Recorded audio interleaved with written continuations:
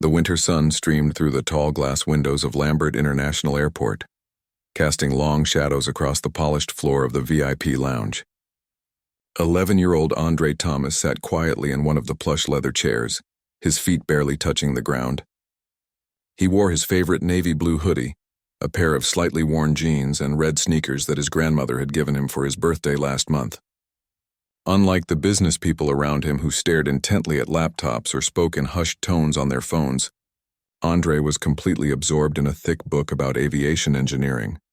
One day, he thought to himself as he traced his finger over a diagram of a jet engine, "I'm going to build planes that can fly faster than anyone has ever seen." His father always told him that dreams were the blueprints of accomplishments, and Andre took those words to heart. Andre's father, Richard Thomas, had asked him to wait in the lounge while he finished an important business call in a quieter area of the terminal.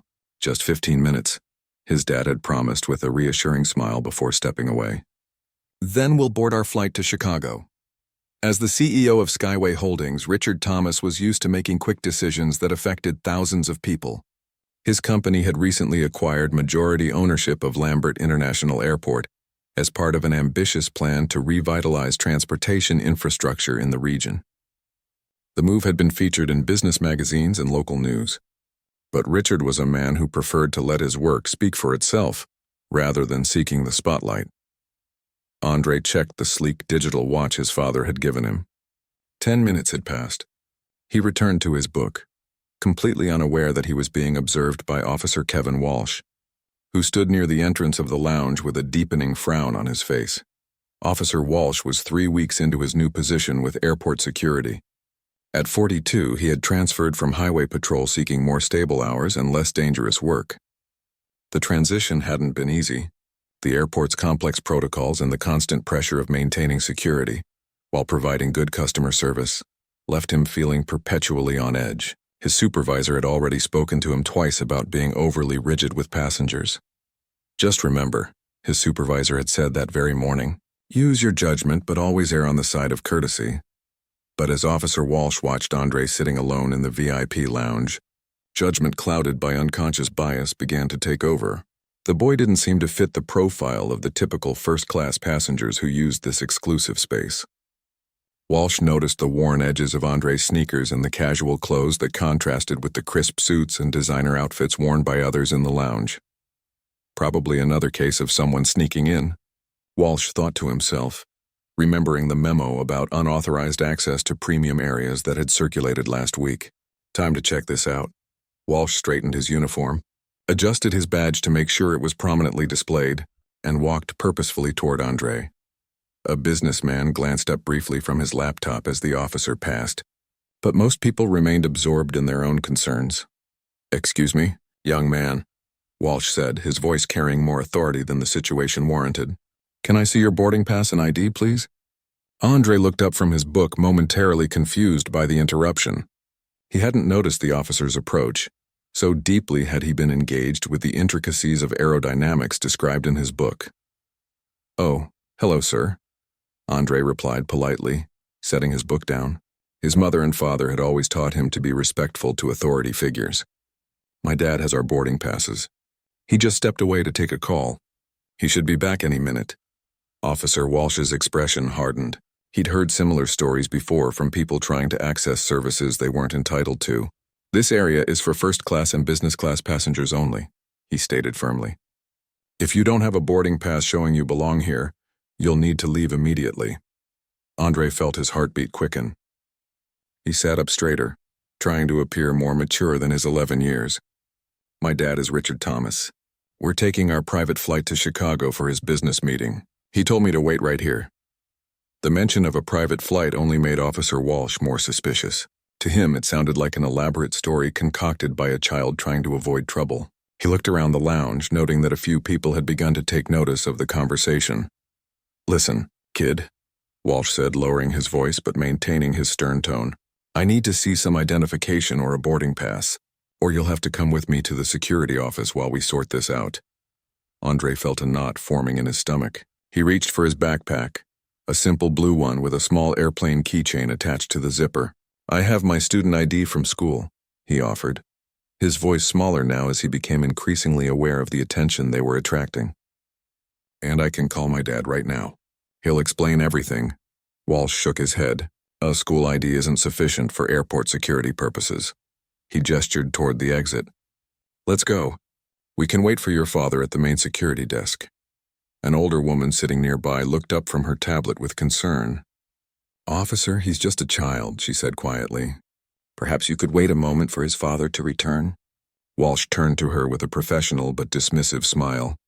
"Ma'am, I'm just doing my job. Airport security is everyone's concern these days." He turned back to Andre. "Come on, let's go." Andre carefully placed his book in his backpack and stood up. His hands trembled slightly as he zipped the bag closed. He had never been in trouble with any authority figure before, and the public nature of the confrontation made his cheeks burn with embarrassment. A few travelers had taken out their phones, and Andre suspected they were recording the interaction. "Could I try calling my dad first, please?" Andre asked, his voice steady despite his nervousness. Years of participating in school debates had taught him to maintain composure, even when feeling uncomfortable. Officer Walsh hesitated, weighing the request. Before he could respond, Andre pulled out a sleek smartphone and a protective case that featured mathematical equations along the back. The phone case had been a gift from his mother, who taught physics at the local university. "See, I can call him right now," Andre said, holding up the phone. "He always answers when I call." The quality of the phone gave Walsh momentary pause, but he had already committed to his course of action.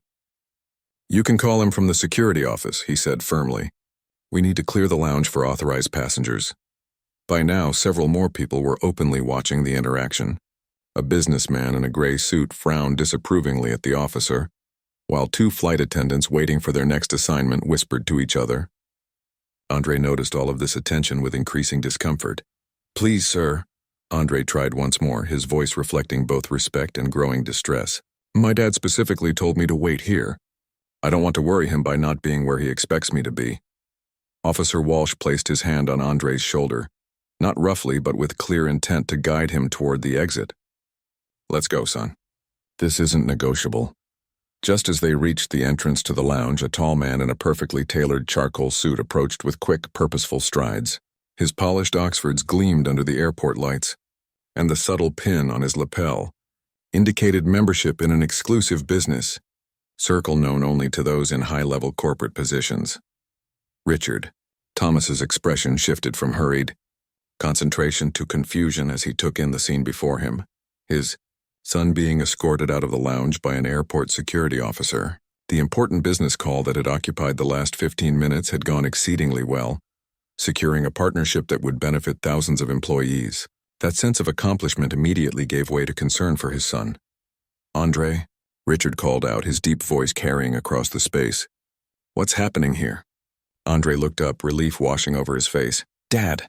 "The officer didn't believe I was supposed to be in the lounge." Officer Walsh turned toward the approaching man, his hand still on Andre's shoulder.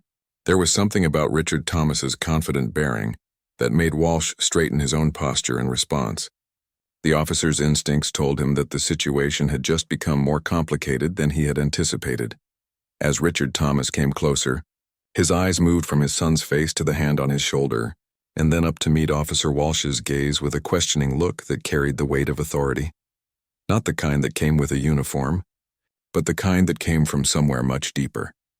The confrontation that had been building was about to take an unexpected turn, one that would leave a lasting impression on everyone involved, especially Officer Walsh, who had no idea that the man standing before him owned not just the VIP lounge, but the majority of the entire airport through which they were all passing. Richard Thomas's presence seemed to change the very air in the airport lounge. He didn't raise his voice or make any sudden movements, but there was something in his calm, measured approach that made everyone pay attention. Several travelers who had been pretending not to watch the scene unfold now openly stared. "I'd appreciate it if you'd remove your hand from my son's shoulder." "Officer," Richard said, his tone polite but leaving no room for argument. Officer Walsh hesitated, then slowly withdrew his hand. He straightened his uniform jacket, a nervous habit he'd developed over years in law enforcement. "Sir, this young man was in the VIP lounge without proper documentation. Airport policy clearly states—" "My son," Richard interrupted gently. was exactly where I asked him to wait for me. He placed his own hand on Andre's shoulder, a gesture of reassurance that made the boy visibly relax. I apologize for any confusion, but there's been a misunderstanding. Andre looked up at his father with relief, but Richard could see the lingering embarrassment in his son's eyes. It sparked something protective in him, a feeling that ran deeper than the usual parental concern.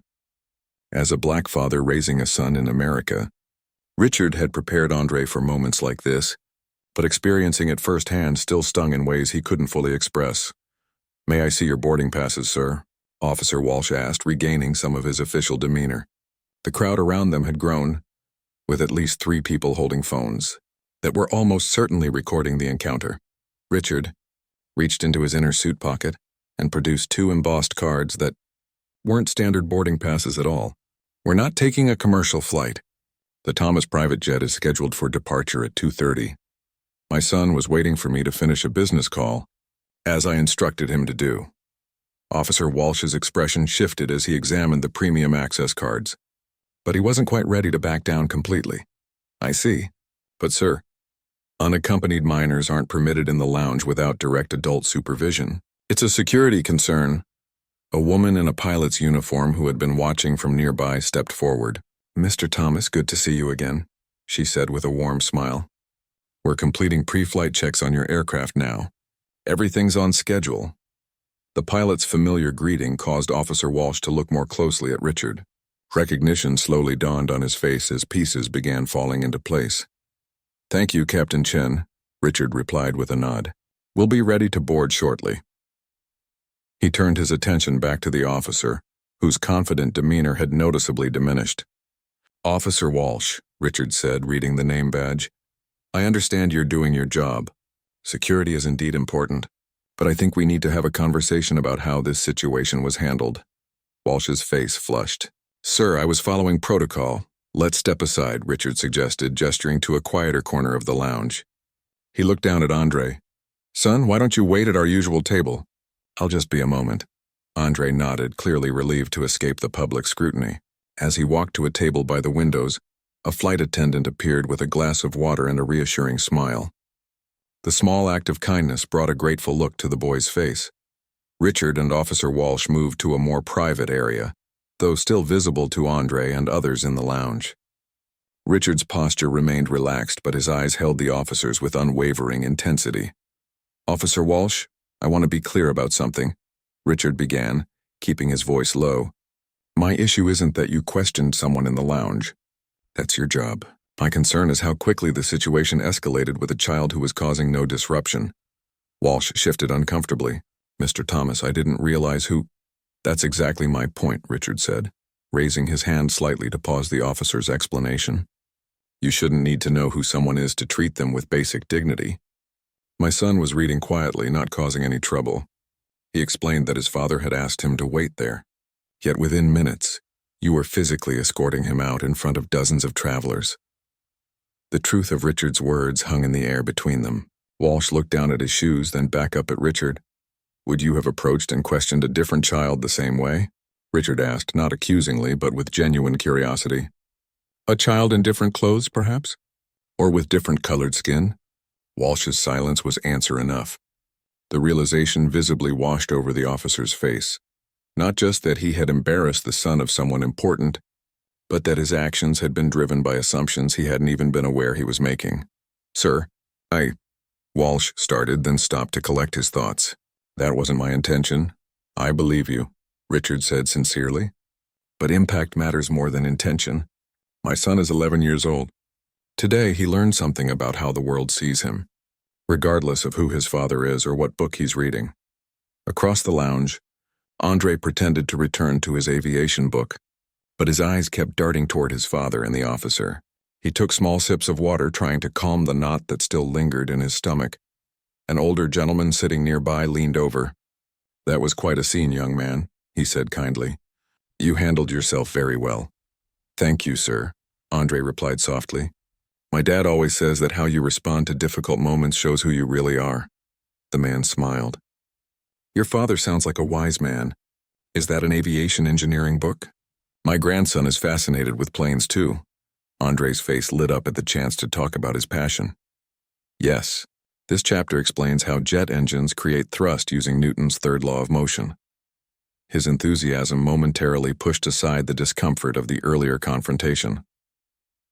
Back in the corner, Officer Walsh had fallen quiet, listening as Richard continued speaking. I acquired majority ownership of this airport 3 months ago, Richard explained.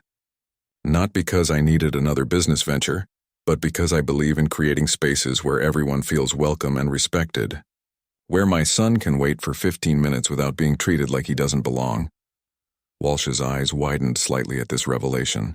Mr. Thomas, I had no idea you were the new owner.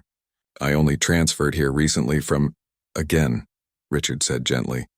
Knowing who I am shouldn't matter. What matters is that we do better. He paused, studying the officer thoughtfully. Have you completed the airport's bias training program? Walsh shifted his weight. It was scheduled for next month. Budget cuts pushed back some of the training rotations. Richard nodded, his expression thoughtful rather than angry. I see. Well, perhaps this is an opportunity then. Sir? Walsh asked, uncertainty clear in his voice. Officer Walsh, I could file a formal complaint. I could demand disciplinary action. Richard's voice remained measured and calm. But I don't believe that's how we create meaningful change. Relief flickered across Walsh's face, quickly followed by confusion. He had clearly expected a different outcome from this conversation. Instead, Richard continued, I'd like you to be part of improving our approach. The training program needs people with real-world experience to make it effective. People who understand why it matters. Walsh looked surprised. You want me to help with the training? After what just happened, sometimes the most powerful teachers are those who've learned the hardest lessons, Richard replied. Think about it. We can talk more after my Chicago trip. Across the lounge, Andre watched as his father extended his hand to Officer Walsh. The officer hesitated for just a moment before accepting the handshake. When Richard returned to the table, Andre closed his book. Is everything okay, Dad?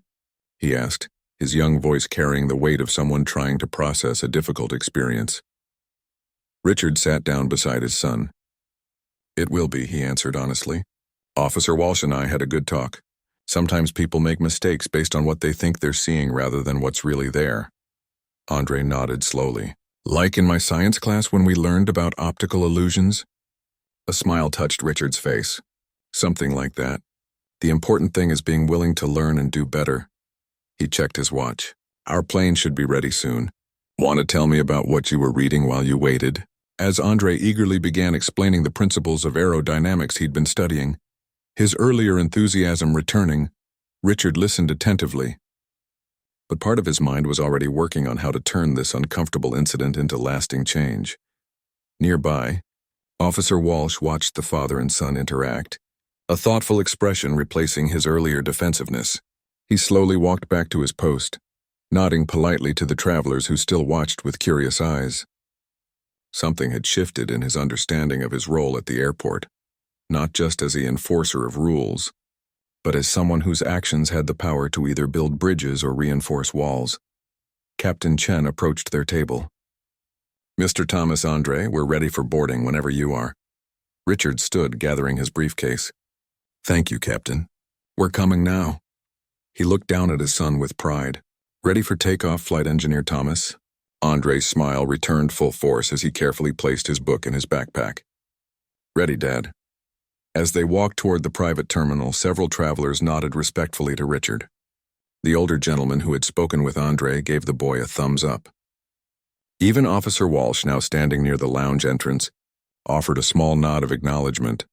What had begun as a moment of humiliation was transforming into something else, a chance for growth, understanding, and change that would eventually extend far beyond this single afternoon at Lambert International Airport.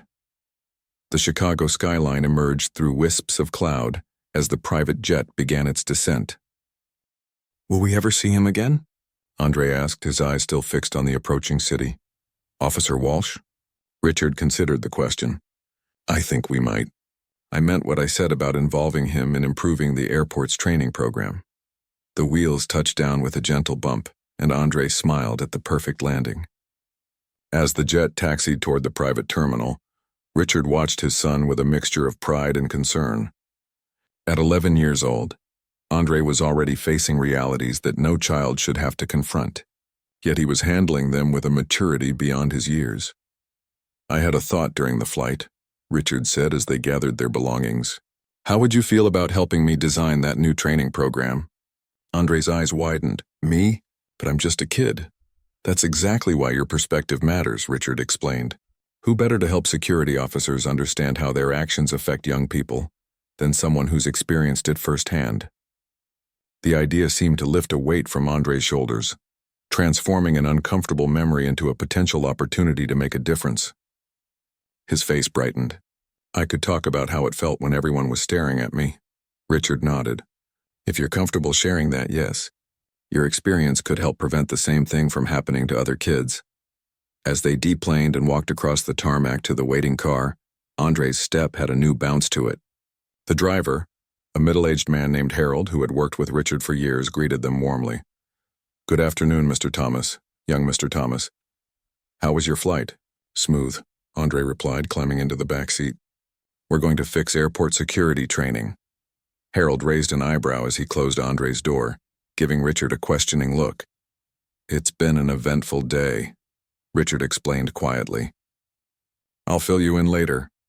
The drive into downtown Chicago gave Andre time to sketch some initial ideas in his notebook. Richard occasionally glanced over, impressed by his son's thoughtful approach. Andre had created a simple diagram with the heading, "How it feels when adults don't believe you," at the top. "This is excellent work, Andre," Richard said. "We'll definitely use this." They arrived at a gleaming glass tower where Richard's meeting would take place. The original plan had been for Andre to wait in the building's family lounge with his books and tablet. But after the airport incident, Richard made a quick decision. "Would you like to join me for the first part of this meeting?" he asked Andre as they rode the elevator to the 47th floor. "The investors we're meeting with have children too. I think they'd be interested in your perspective on making public spaces more welcoming for everyone." Andre's eyes went wide. "Really, you want me in your business meeting?"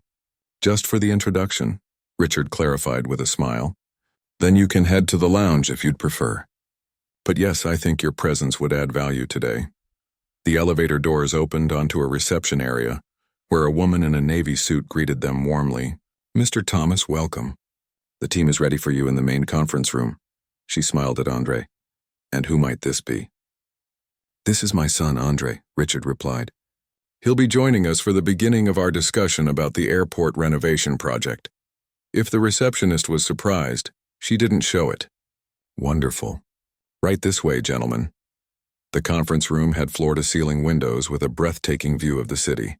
Around a large oval table sat 5 people in business attire, all looking up with interest as Richard and Andre entered. "Good afternoon, everyone," Richard said confidently. "I'd like to introduce my son, Andre. He's had some first-hand experience today that I believe will inform our discussion about customer service and security protocols at Lambert International." Andre stood a little straighter, suddenly aware of all eyes on him, but this time, the attention felt different from the scrutiny he'd faced at the airport.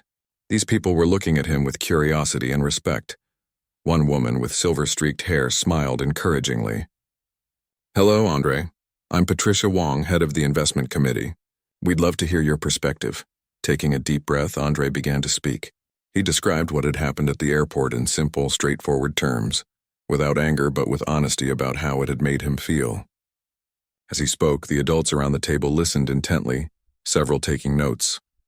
"The worst part wasn't being questioned," Andre explained, gaining confidence as he went on. "It was feeling like nothing I said mattered because of how I looked or what I was wearing." Patricia nodded thoughtfully. "Out of the mouths of babes," she said. "We've been discussing customer experience metrics for weeks, but nothing captures the issue quite like your story, Andre." The oldest man at the table leaned forward. "Young man, would you mind if we included your experience, anonymously of course, in our presentation to the airport board next month? It illustrates exactly why our proposed changes to security training are so necessary." Andre looked to his father for guidance. Richard nodded slightly, letting Andre know it was his decision to make. "That would be okay," Andre replied, "if it helps make things better for other kids." For the next 20 minutes, the investors asked Andre thoughtful questions about his ideas for improving the airport experience for young travelers. He suggested clear signage explaining rules in simple language that kids could understand, designated waiting areas where unaccompanied minors would feel safe, and training videos created by young people sharing their perspectives. When Andre finally excused himself to the building's family lounge, Patricia walked him to the door. "Your father must be very proud of you," she said. "You've given us a lot to think about." In the lounge, Andre settled into a comfortable chair with his book, but found it hard to focus on aviation diagrams when his mind was buzzing with ideas for the training program. He pulled out his notebook again and began to write. Meanwhile, back in the conference room, Richard was sharing his vision for transforming Lambert International into a model of inclusive, respectful security practices. "What happened to Andre today wasn't an isolated incident," he explained. "It's a systemic issue that affects countless travelers every day. But it's also fixable." Patricia nodded in agreement. "Your son made that very clear, and he's given us an opportunity to address this issue before the renovation project is fully underway. I've already spoken with the officer involved," Richard continued. "Rather than pursuing disciplinary action, I suggested he become part of the solution. With your approval, I'd like to allocate additional funds from the renovation budget, specifically for expanded bias training." The investors exchanged glances. Then the silver-haired woman spoke. "I think I speak for everyone when I say we fully support this initiative. In fact, we'd like to increase the budget allocation beyond what you've proposed." As the meeting continued, Richard felt a growing sense that something meaningful had begun, not just for Lambert International Airport, but perhaps for his son as well. What had started as an uncomfortable confrontation was blossoming into an unexpected opportunity for positive change. 3 hours later, with the meeting successfully concluded and contracts signed, Richard found Andre in the family lounge. The boy had filled several pages with notes and drawings. "How did it go?" Andre asked, looking up from his notebook. Richard sat down beside him. "Very well. The investors were impressed by your ideas. They've agreed to fund a comprehensive training program that will include input from young people like you." Andre's face lit up. "Really? So something good is coming from what happened?" "That's often how progress works," Richard said, resting a hand on his son's shoulder. "We take difficult experiences and transform them into opportunities for growth." As they gathered their things to head back to the airport for their return flight, Andre carefully tucked his notebook into his backpack. What had begun as one of the most embarrassing moments of his young life was now fueling something that might help other kids avoid similar experiences. The thought made the memory a little easier to bear. 2 weeks after their Chicago trip, Richard's office at Lambert International Airport buzzed with activity. The large conference table was covered with presentation boards, training materials, and sample designs for new signage.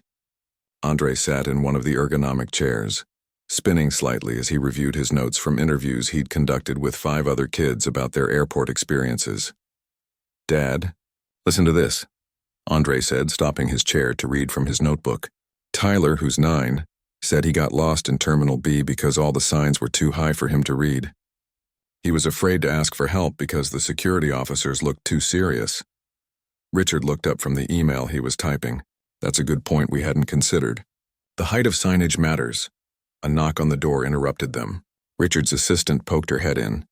"Mr. Thomas, Officer Walsh is here for your meeting." Andre tensed slightly, but Richard gave him a reassuring nod. "Show him in, please, Diane." Officer Walsh entered the office looking distinctly uncomfortable in his civilian clothes, khaki pants and a blue button-down shirt instead of his uniform. He held a folder in his hands, gripping it perhaps a little too tightly. "Good afternoon, Mr. Thomas," he said, then noticed Andre. His expression shifted to one of genuine remorse. "Hello, Andre, it's good to see you again." Andre offered a small smile. "Hi, Officer Walsh." Andre pressed his face against the window, watching the sunlight glint off Lake Michigan and the tall buildings that seemed to rise right out of the water's edge. Despite the comfort of the luxurious aircraft, the memory of what had happened at Lambert International Airport still lingered in the back of his mind. "Dad," Andre said, turning away from the window, "do you think Officer Walsh felt bad about what he did?" Richard looked up from his laptop where he'd been reviewing notes for his upcoming meeting. He closed it carefully, giving his son his full attention. "I believe he did, yes. Sometimes people don't realize their own biases until they're forced to confront them. Andre nodded slowly, processing this. At school last week, Ms. Patterson taught us about unconscious bias. She said everyone has it, but we can train ourselves to notice it. Your teacher is right, Richard said, impressed by his son's understanding. That's exactly what I'm hoping Officer Walsh will learn from this experience. The pilot's voice came over the intercom, announcing their final approach to Chicago Executive Airport, where a car would be waiting to take them to Richard's meeting. Andre buckled his seatbelt and sat up straighter, always fascinated by landings. Richard stood to shake the officer's hand. Thanks for coming, Kevin. Please have a seat. The use of his first name seemed to help Walsh relax a bit. He sat down across from Andre, placing his folder on the table. I've been working on some ideas for the training program, like you suggested. Nothing fancy, just thoughts based on my experience. That's exactly what we need, Richard replied.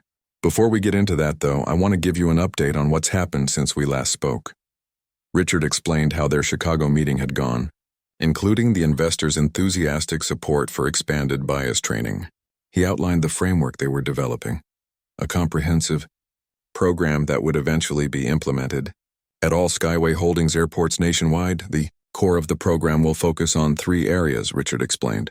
Awareness of unconscious bias, respectful engagement techniques, and creating welcoming environments for all travelers, with special attention to those who might feel vulnerable, including children traveling alone, elderly passengers, and people from minority groups. Walsh nodded, taking it all in. That's more extensive than I expected. Change usually is, Richard said with a slight smile. But here's where your perspective becomes valuable. You've been on the front lines. You understand the practical challenges officers face every day. Andre had been quietly observing the conversation, but now he spoke up. I've been interviewing kids about their airport experiences, he said, his voice gaining confidence as he went. A lot of them said they feel scared to ask security officers for help. Walsh looked surprised. Scared, but we're here to help people. I know, Andre said. But the uniforms and serious faces can be intimidating, especially for younger kids. And if you're already worried about being in trouble just for how you look, he trailed off, not needing to finish the thought. Walsh's face fell. I never thought of it that way. He turned to Richard. How do we fix that? We can't stop wearing uniforms or checking for security concerns. No, but we can change how we approach those interactions, Richard replied. That's why Andre's perspective is so valuable. And yours too. The 3 of them spent the next hour discussing practical ideas. Walsh shared insights from his 15 years in law enforcement, including situations where he'd seen officers escalate tensions unnecessarily. Andre offered suggestions from a child's viewpoint, explaining how small changes in language and body posture could make huge differences in how comfortable kids felt. Richard watched the exchange with quiet satisfaction. The initial awkwardness had given way to genuine collaboration, with Walsh listening attentively to Andre's ideas and offering thoughtful responses. What if, Andre suggested, warming to the conversation, every terminal had a kid help desk with specially trained officers who know how to talk to children? With colorful signs at kid eye level? Walsh considered this. We could select officers who have experience with children, parents, former teachers, youth coaches. Give them additional training. Richard made notes on his tablet. I like that. We could even have officers who speak multiple languages available at peak travel times. As their discussion wound down, Walsh cleared his throat. I want you both to know something. That day in the lounge, he glanced at Andre. It's made me think a lot about how I approach my job. I've worked security for 15 years and I never really stopped to consider how I might be coming across to different people. Andre nodded solemnly, appreciating the officer's honesty. The airport security director has asked me to head up a pilot program based on these training ideas, Richard told Walsh. Would you be interested in taking a leading role? Your experience combined with your willingness to learn makes you uniquely qualified. Walsh looked stunned. You want me to lead the program? After what happened? Sometimes the most effective teachers are those who've learned important lessons themselves, Richard replied. Your perspective will be valuable precisely because you recognize what needs to change. Walsh sat back in his chair, processing the unexpected offer. I'd be honored, Mr. Thomas, truly. After Walsh left with a stack of materials to review, Andre turned to his father. Do you really think he's the right person to help lead the training? Richard considered the question carefully. I do. Officer Walsh made a mistake, but he's willing to learn from it. That's rare. Most people get defensive when confronted with their biases. Like my science teacher says, the best way to learn something is to teach it, Andre observed. Richard smiled. Exactly. Now are you ready for the next part of our project? The following Saturday, Andre arrived at the airport with his father for a special focus group session. In a comfortable conference room, 6 children of various ages and backgrounds sat around a table with snacks and drinks. They had all been selected because they traveled frequently, often without their parents. Welcome, everyone, Richard began. I'm Richard Thomas, and this is my son, Andre. We've invited you here today because we want to make Lambert International Airport better for young travelers like you. Andre stepped forward, a little nervous but determined. A couple of weeks ago, something happened to me here at the airport. He described his experience with Officer Walsh, keeping his explanation simple but honest. My dad and I realized that maybe other kids have had similar experiences, or have ideas about how airports could be more kid-friendly. A girl about Andre's age raised her hand. Once I got separated from my mom and a security lady helped me find her. She was really nice, but I was still scared to approach her at first. Why was that? Andre asked. Because she looked so serious and her uniform made me nervous, the girl explained. Like I might be in trouble just for talking to her. Other children shared similar stories, feeling intimidated by security personnel, getting confused by complicated announcements, or being unsure of where they were allowed to go in the airport. Andre facilitated the discussion with growing confidence, drawing out even the quieter kids. Richard observed with pride, making notes but letting his son lead. Halfway through the session, Richard noticed a familiar face watching through the glass window of the conference room. Officer Walsh, now in uniform, had stopped to observe. Richard stepped out to greet him. Kevin, glad you could make it. I was just passing by, Walsh explained, though his schedule coincidentally had him working on the opposite side of the airport that day. Thought I'd see how your focus group was going. Come in and listen for a bit, Richard suggested. This is exactly the kind of feedback that should shape our training. Inside, the children were now working in pairs, drawing pictures of what their ideal, kid-friendly security checkpoint would look like. Their ideas ranged from practical to imaginative. Colorful uniforms for officers who specialized in helping children, lower counters so kids could see over them, clear pictorial instructions for the security screening process. Walsh stood quietly at the back of the room, watching with interest. One boy's drawing caught his attention. A security officer kneeling down to speak to a child at eye level with a speech bubble saying, "How can I help you today?" in friendly letters. After the session ended and the children had been picked up by their parents, Walsh approached Andre. That was impressive. You got them all talking openly about some pretty difficult stuff. Andre shrugged, suddenly a bit shy again. Kids will tell you what they think if you just listen. That's a lesson some of us adults need to remember, Walsh admitted. He turned to Richard. I've been thinking about our training program. What if we recorded some of these kids sharing their experiences, as part of the video portion, with their parents' permission, of course? That's an excellent idea, Richard agreed. Hearing directly from children would make a powerful impact on officers. I'd volunteer, Andre offered. I could talk about what happened, but also about how we're working together now to make things better. The three of them walked together toward the main terminal, discussing logistics for the video project. As they passed through the VIP lounge, the very spot where their paths had first crossed, Richard noticed several travelers glancing their way with curious expressions. The sight of a security officer chatting comfortably with a black father and son, clearly engaged in meaningful conversation, wasn't something these passengers saw every day. We're creating change already, Richard observed quietly, just by working together where people can see us. Walsh nodded thoughtfully. Visibility matters. Maybe part of our training should include officers spending time with community members in non-enforcement situations, building relationships before problems arise.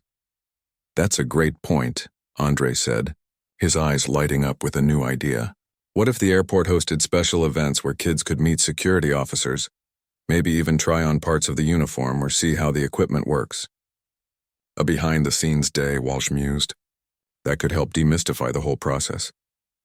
As they continued brainstorming, a sense of possibility filled the air between them.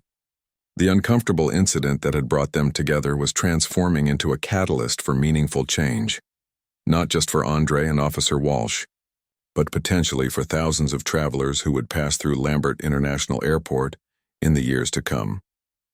6 months later, Lambert International Airport buzzed with activity as travelers hurried to their gates. The atmosphere felt different somehow, warmer, more welcoming.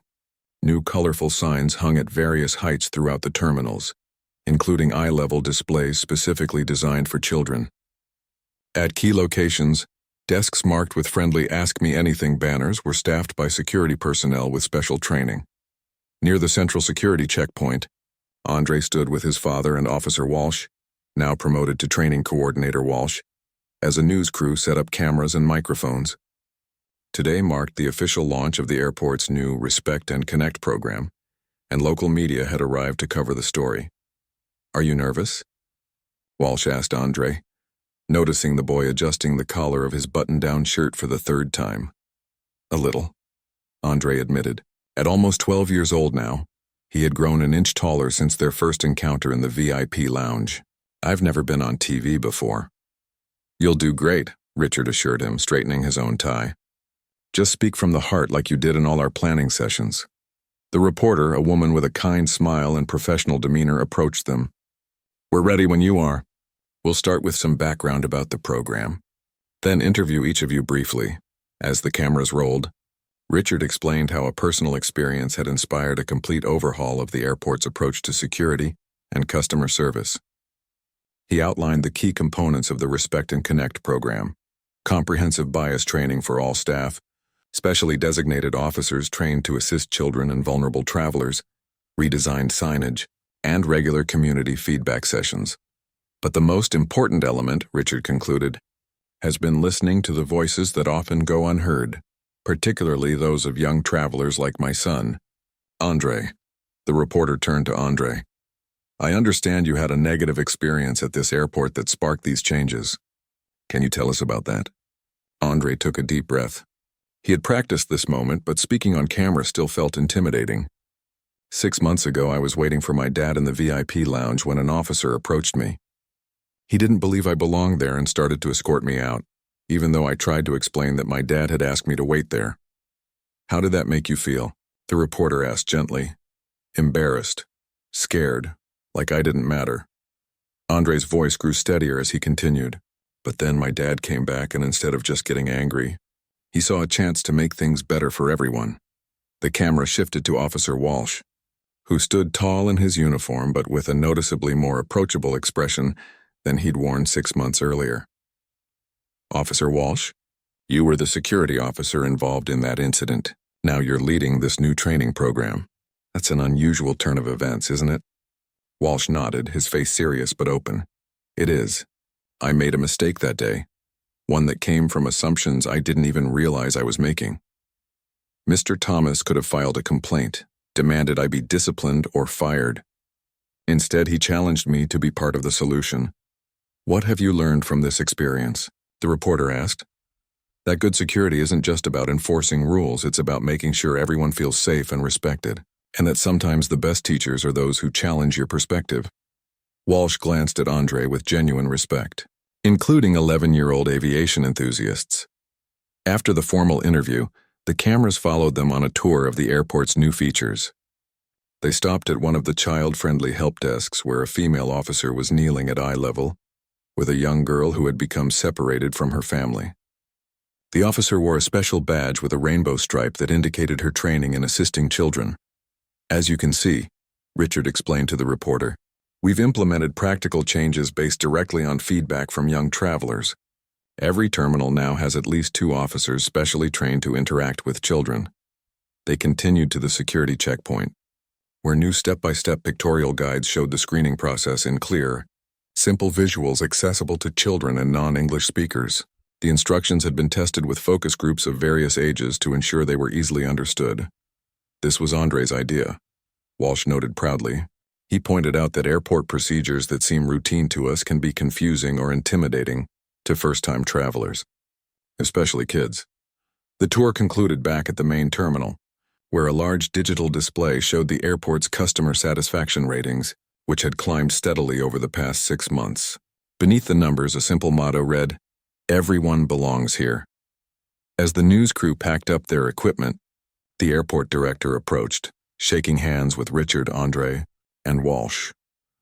"The board is tremendously pleased with the program's success," he told them. 2 other regional airports have already reached out about implementing similar changes. Later that afternoon, after the excitement had died down, Andre sat with his father in the very same VIP lounge where their journey had begun. This time, no one questioned his right to be there. In fact, several travelers had recognized them from the news segment and offered congratulations. "How does it feel?" Richard asked, watching his son sip a smoothie. "Seeing something good come from what happened?" Andre considered the question thoughtfully. "Good, different than I expected." He set down his drink. "When it first happened, I just wanted to forget about it. But now I'm kind of glad it happened, even though it was scary." "Why's that?" Richard asked, genuinely curious about his son's perspective. "Because now things are better for other kids too, not just me." Andre looked around the lounge, where a young girl wearing a hijab sat comfortably reading a book, much as he had done that day 6 months ago. Maybe she won't have to worry about being treated differently. Richard nodded, pride evident in his eyes. That's how progress happens. Not by pretending problems don't exist, but by addressing them honestly and working together on solutions. A soft chime from Richard's phone interrupted them. It was a message from Officer Walsh with a photo attached. The first graduating class of security officers who had completed the comprehensive Respect and Connect training program. 20 officers of various ages, genders, and backgrounds stood smiling in front of a banner that bore the program's logo, which Andre had helped design. The text read, "Couldn't have done this without you both. These officers will train the next group. The ripple effect begins." Andre read the message over his father's shoulder. "A ripple effect," he repeated, liking the sound of that. "Like dropping a stone in water and watching the circles spread out." "Exactly," Richard agreed. "Change often starts small with just one interaction, good or bad, and grows from there." As if to illustrate his point, they noticed Officer Walsh entering the lounge, accompanying an elderly man who appeared disoriented. Walsh spoke to him gently, helping him locate his gate information on his boarding pass. The officer's entire demeanor, from his body language to his patient tone, demonstrated the principles of the very program he now taught. "Officer Walsh is different now," Andre observed. "Not just how he acts, but how he sees people." Richard nodded. "That's the most important kind of change, the kind that happens inside us. It's harder to measure on satisfaction surveys, but it matters most." 3 months later, Andre stood on a small stage in the airport's main hall, ribbon-cutting scissors in hand. Beside him, his father and Officer Walsh watched proudly as he prepared to officially open the airport's newest addition, the Youth Advisory Council office. What had begun as a temporary focus group had evolved into a permanent fixture at Lambert International. Young travelers from diverse backgrounds would now have an official voice in airport operations, meeting monthly to provide feedback and suggestions for continued improvement. As the first chairperson of the Youth Advisory Council, Andre announced to the gathered crowd, "I'm proud to cut this ribbon and open this office, where young people's ideas will always be heard and valued." The scissors sliced through the ribbon and applause filled the hall. Camera flashes captured the moment, a moment that symbolized not just the opening of an office, but the opening of minds. Later that evening, as Andre and his father drove home, they passed a billboard on the highway showing a photo from the ribbon-cutting ceremony. Above the image, bold letters proclaimed, "Lambert International Airport, where everyone's journey matters." "Dad," Andre said quietly, "do you think Officer Walsh would have stopped me that day if I had looked different?" Richard considered his answer carefully. "Probably not. And that's why the work we've done matters so much. We can't change what happened, but we've helped change what happens next." Andre nodded, watching the city lights blur past the car window. What had begun as one of the most uncomfortable moments of his life had transformed into something powerful. Not just a lesson learned, but a lasting change that would impact countless travelers for years to come. As they turned onto their street, Andre thought about all the children who would pass through Lambert International Airport tomorrow, and the day after that, and the day after that. Children who would encounter security officers trained to see them as individuals worthy of respect, not as potential problems. Children who would find clear signs at their eye level and friendly faces ready to help. Children who might never know about the boy whose uncomfortable experience had helped make their journey a little easier. And somehow, that felt like the best outcome of all.